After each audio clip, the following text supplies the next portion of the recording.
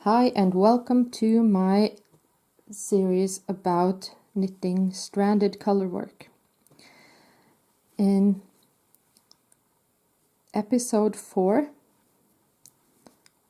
I will now talk about how to avoid long yarn floats like this. Here I have shorter yarn floats, but when I knit more than approximately 5 stitches in a row in the same color, I personally find that the yarn floats, they will get too long. This will make it more difficult to knit a pattern that looks even, and it will also make it easier to catch a finger in on the wrong side and to pull and ruin the pattern. I think I made like this, where you pull and here.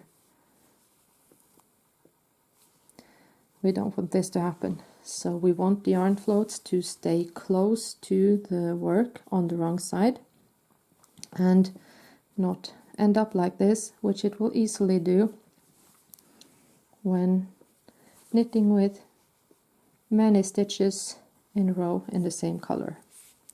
So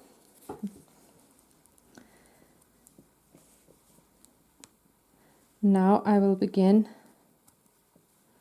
to knit using the yarn I have closest to me. And now after 4 stitches I would like to catch the yarn float, and when I do not pick up my yarn like this. I go all the way to the tip of my index finger and underneath both yarns up here, and I get hold of the yarn that I am knitting with, and I go back under my beige yarn, and then I knit. And now I can continue like normal. And again, when I want to catch the yarn float, I go to the tip of my index finger underneath both yarns. I pick up the nearest one and I knit. And I will check every now and then just to see that I have the right tension to the yarn on the wrong side to make these now shorter yarn floats stay close to my work. These are probably just a little bit looser than I like them. They should be more like these, not tight, but they should sit close.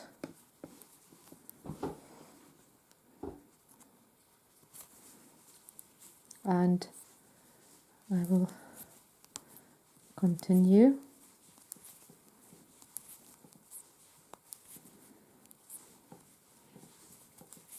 I could also make more repetitions,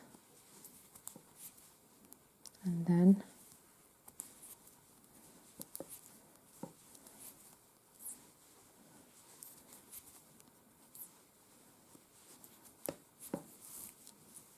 this will be a matter of what you like better. And now I'm going to knit with only the yarn that I keep the farthest away from me. I won't mind what I have done before here. This has all been for demonstration, so but when I knit with the color I have the farthest away from me and I want to catch the yarn float here, then I go underneath the first yarn and over the one I would like to knit with. Just pick it up and knit. and then I can go over again in the usual manner. And when it is time to catch the yarn float, I go underneath, up through the yarns, pick up and knit. And again here on a regular basis I check to see if it is elastic but not loose. Check to see if the yarn floats stays close and are not saggy. And here I can also do several repetitions.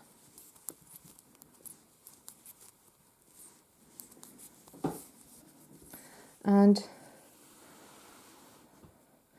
one thing I like to be aware of is that when I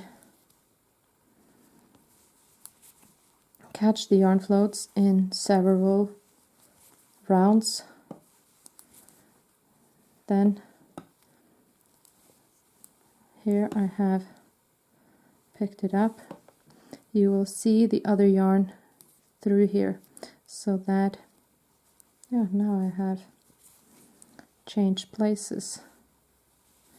So here if I pick up the yarn in the same place, I will see it through. I can do it one more time where it in a place that doesn't have to. You see it quite well here actually. Here you can see the dark color shines through where I have picked up the color in between the same 2 stitches twice in a row. So I would like to place where I pick up the yarn floats, I would like to change the location for it in each row. So you can see I have picked up here twice in a row. So I would like to pick up here instead.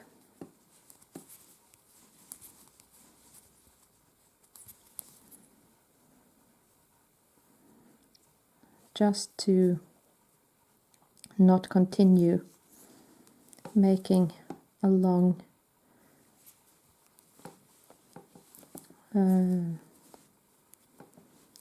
line of yarn shining through in a different color.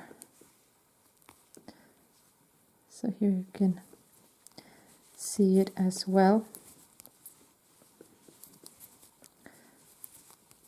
So the most important things when you would like to catch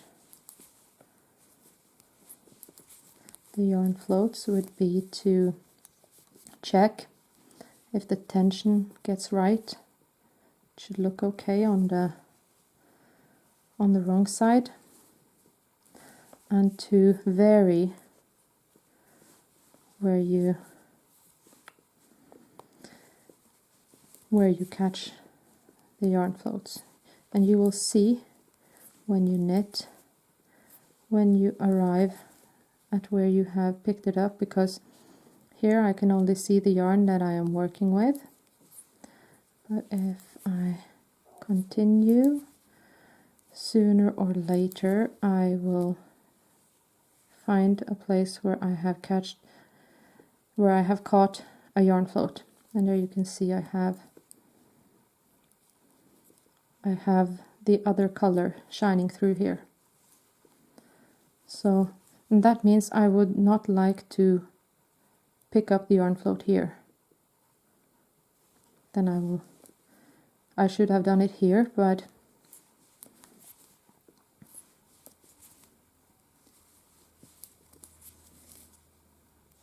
by doing this, just to show you, I connect the stitches again, and I have stopped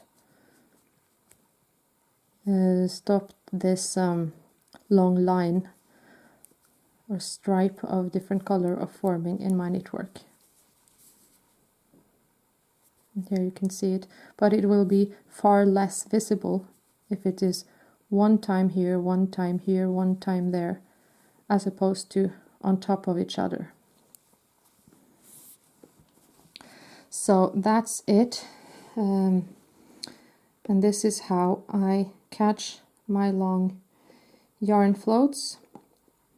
And in the next episode I will just sit and knit a pattern we call lice, just to show how I work over a few rows. Thank you for watching.